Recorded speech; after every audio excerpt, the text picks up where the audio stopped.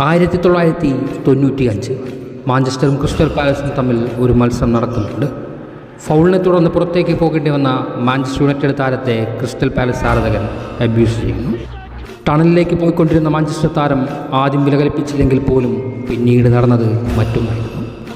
അക്ഷരാർത്ഥത്തിൽ അയാൾ തന്നെ അധിക്ഷേപിച്ച ആരാധകനെ ചാടി ചവിട്ടുന്നുണ്ട്.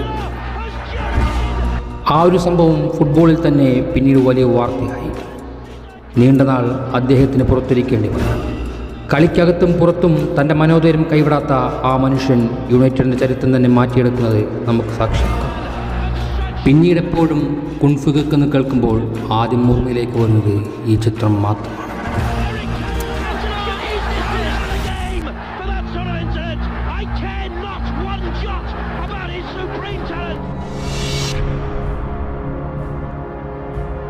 ഈ ലോകത്ത് മാഞ്ചസ്റ്റർ യുണൈറ്റഡിന് വേണ്ടി മാത്രം നിർമ്മിക്കപ്പെട്ട ഒരു കളിക്കാരൻ ഉണ്ടായിരുന്നുവെങ്കിൽ അത് അവൻ മാത്രമായിരുന്നു. ഇംഗ്ലീഷ് പ്രീമിയർ ലീഗിലെ എക്കാലത്തെയും റെവല്യൂഷനായ കളിക്കാരനെക്കുറിച്ച് സർ അലക്സ് ഫെർഗൂസൻ വിശേഷിപ്പിച്ചത് അങ്ങനെയായിരുന്നു.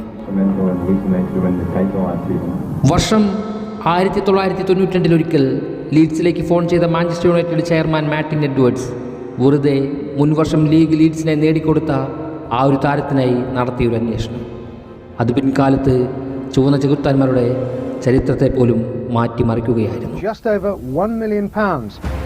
French international striker Eric Cantona from Leeds United for a fee of £1.2 million.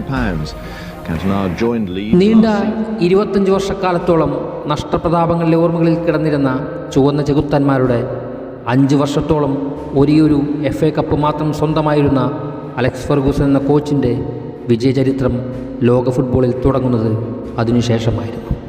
This guy is a genius. And he's like most geniuses. He's on the edge. പിൻകാലത്ത് theatre of ഡ്രീംസിലേക്ക് എത്തിയ കാണികൾ കണ്ട ഭീകര ചരിത്രത്തെ അവൻ്റെ യുഗമായി പ്രഖ്യാപിച്ചു. ആർത്ത് വിളിച്ചിരുന്ന ചുവപ്പണിഞ്ഞ മാഞ്ചസ്റ്റർ ആരാധകരുടെ കൂട്ടത്തിനിടയിൽ അവനൊരു വിളിപ്പേര് വീണു. അക്കാലങ്ങളിൽ മാഞ്ചസ്റ്ററിലേക്ക് വരുന്ന എതിരാളികൾ പോലും ആ പേരൊന്ന് കേട്ടാൽ ഭയക്കുമായിരുന്നു. പിൻകാലത്ത് യുണൈറ്റഡിൻ്റെ ചരിത്രത്തെ തന്നെ മാറ്റിമറിച്ച ആ പേര് ലോകം മുഴുവൻ വ്യാപിച്ചു. മാഞ്ചസ്റ്റർ നഗരം ആ പേര് കേട്ട് അഭിമാനം കൊണ്ടു. ഇംഗ്ലീഷ് പ്രീമിയർ ലീഗിൽ മാത്രമായിരുന്നില്ല, ലോക ഫുട്ബോളിനെ പോലും ആ പേര് പിടിച്ചു കുലുക്കി. How big are you big enough for me? നീ വലിയവനായിരിക്കാം, പക്ഷേ നീ എനിക്ക് പോന്നവനെയല്ല. I am കാന്റോണ, Eric കാന്റോണ. യുണൈറ്റഡിൻ്റെ ചരിത്രത്തെ തന്നെ മാറ്റിമറിച്ച അയാളെ ആരാധകർ വിളിച്ചിരുന്നത് മറ്റൊരു പേരായിരുന്നു. Yes, the king Eric.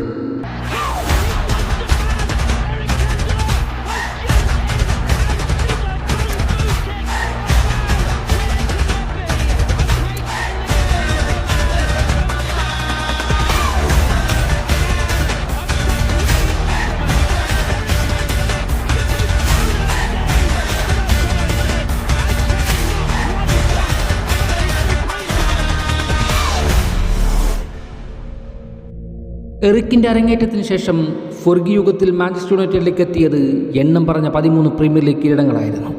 കൂടാതെ 3 ഡൊമസ്റ്റിക് ഡബിളും 1 ട്രിബിളും, എന്തിനേറെ പറയണം 2 ചാമ്പ്യൻസ് ലീഗ് കിരീടങ്ങൾ വരെ. അവിടെയായിരുന്നു കാന്റോണ യുഗം ആരംഭിക്കുന്നത്. ഫെർഗി എന്ന ഐതിഹാസികത പിറവികൊള്ളുന്നതും കാന്റോണയിലൂടെയായിരുന്നു.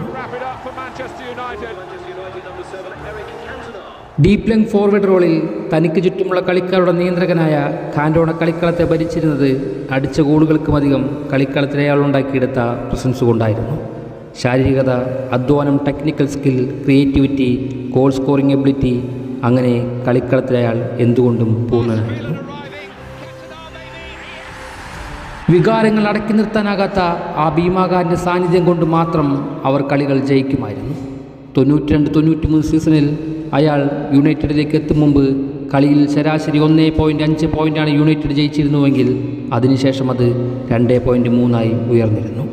ഒരു സെൻട്രൽ ഫോർവേഡ് അല്ലാഞ്ഞിട്ടുകൂടി 185 കളികളിൽ നിന്നും യുണൈറ്റഡിന് വേണ്ടി 82 ഗോളുകൾ വരെ അയാൾ നേടിയിരുന്നു. ഡീപ്പിലേക്ക് ഇറങ്ങിച്ചെന്ന് എതിർ ടീം പ്രതിരോധക്കാരെ തന്നിലേക്ക് അടുപ്പിച്ച് ഫോൾസ് റണ്ണുകൾ നടത്തി തൻ്റെ സഹകളിക്കാരെ കൊണ്ട് അയാൾ ഗോളടിപ്പിക്കുമായിരുന്നു.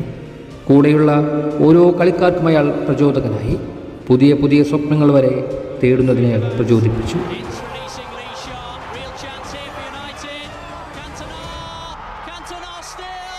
എറിക് കാന്റോണ ഉയർത്തിയ റെവല്യൂഷൻ മാഞ്ചസ്റ്റർ യുണൈറ്റഡിൽ മാത്രം ഒതുങ്ങി നിന്നതായിരുന്നില്ല. ഇംഗ്ലീഷ് ഫുട്ബോളിൽ തന്നെ അതിൻ്റെ അലയൊളികൾ നിറഞ്ഞുകൊണ്ടേയിരുന്നു. പ്രീമിയർ ലീഗ് തുടങ്ങുന്ന കാലത്ത് ഇംഗ്ലീഷ് ഫുട്ബോളിൽ 4 ഗോൾ കീപ്പർമാരടക്കം 13 വിദേശ താരങ്ങളാണ് ഉണ്ടാവേണ്ടിയിരുന്നത്. ഇംഗ്ലീഷ് മണ്ണിൽ ജനിക്കാത്തവർക്ക് ഇംഗ്ലീഷ് ഫുട്ബോളിൽ വലിയ സ്ഥാനമൊന്നും അക്കാലത്തുണ്ടായിരുന്നേയില്ല. എന്നാൽ പ്രീമിയർ ലീഗിലെ ആദ്യ സൂപ്പർ താരമായി എറിക് കാന്റോണ വളർന്നപ്പോൾ അയാളുടെ കരീസ്മയിൽ ആകൃഷ്ടരായി നിരവധി വിദേശ താരങ്ങൾ ഇംഗ്ലീഷ് ഫുട്ബോളിനെ തേടി വരികയും അവരെ തേടി ഇംഗ്ലീഷ് ഫുട്ബോൾ യാത്ര ചെയ്യുകയും വരെ ചെയ്തു.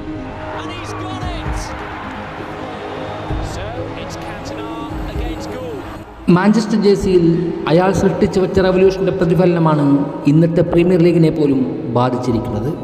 ഒരുപക്ഷെ ഇന്നത്തെ തലമുറയ്ക്ക് യുണൈറ്റഡിൻ്റെ ചരിത്രം ബെക്കാമിൽ നിന്നോ റൊണാൾഡോയിൽ നിന്നോ വരെ ആരംഭിക്കാം. എന്നാൽ ഇതിനെല്ലാം മുൻപ് ചരിത്രം തിരുത്തിയെഴുതി കിരീടങ്ങളുടെ എണ്ണത്തിൽ മാഞ്ചസ്റ്റർ യുണൈറ്റഡിന് ഇന്ന് അഭിമാനിക്കാവുന്ന നേട്ടം വിളിച്ചു പറയാനാകുന്നുണ്ടെങ്കിൽ അതിന് എറിക് കാന്റോണയോട് തന്നെ നന്ദി പറയേണ്ടി വരും. അയാൾ വെറുമൊരു കളിക്കാരനായിരുന്നേയില്ല. അതിനുമപ്പുറം തൻ്റെ സാമർഥ്യം കൊണ്ടും ബുദ്ധി കൊണ്ടും ശക്തി കൊണ്ടും വാശി കൊണ്ടും വരെ ഏതൊരു മത്സരവും തൻ്റേതാക്കി മാറ്റാൻ ശേഷിയുള്ള ഒരു സുപ്രീം തന്നെയായിരുന്നു. ആരും അയാളുടെ പകരക്കാരനല്ല, ആർക്കും അത് സാധിക്കുകയുമില്ല. ചരിത്രത്തിലെ തന്നെ ഏറ്റവും മികച്ച പരിശീലകൻ എന്ന നേട്ടം അലക്സ് ഫെർഗൂസിനെ നേടിക്കൊടുക്കുന്നത് പോലും കാന്റോണ യുഗമായിരുന്നു. പുതിയ തലമുറയ്ക്ക് ഒരു പക്ഷേ അയാളെ അറിയണമെന്നില്ല, അയാളുടെ യുഗത്തെ അംഗീകരിക്കണമെന്നില്ല. പക്ഷേ കണക്കുകൾ അയാളായിരുന്നു മികച്ചവനെന്ന് എക്കാലത്തും സംസാരിച്ചു കൊണ്ടേയിരിക്കും.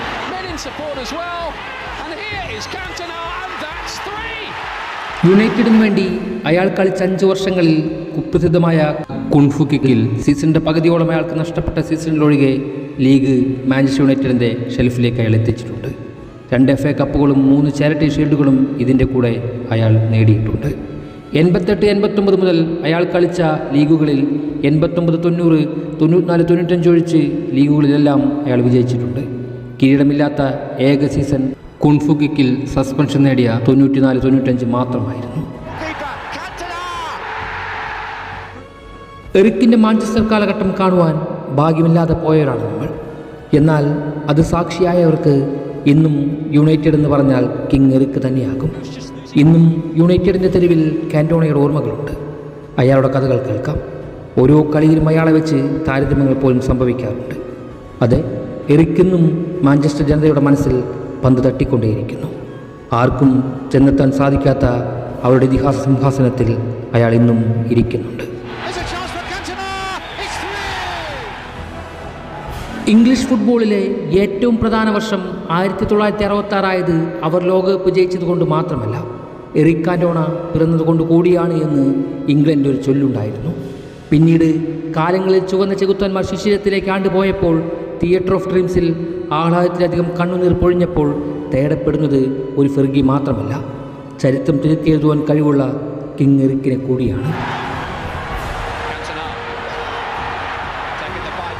അത് കിങ് എറിക് ഇന്നും മാഞ്ചസ്റ്റർ യുണൈറ്റഡിൻ്റെ പതാകവാഹകനാണ്. പകരം വയ്ക്കാനില്ലാത്ത ഇതിഹാസം. 7-ാം നമ്പർ ജേഴ്സിയിൽ റൊണാൾഡോയ്ക്ക് മുന്നേ തളിർത്തും കാഴ്ചയും വിരിഞ്ഞും കൊഴിഞ്ഞുപോയ ഒരു ഐതിഹാസിക യുഗം. How big are you big enough for me എന്ന ചോദ്യവുമായി അയാൾ ഇന്നും ആ യുഗത്തിൽ അങ്ങനെ തലയുയർത്തി നിൽക്കുന്നത് കാണാം. ഓൾഡ് എറിക് കാന്റോണയായി, ദ റിയൽ കിങ് എറിക്കായി. This guy is a genius. He's like most geniuses. He's on the edge.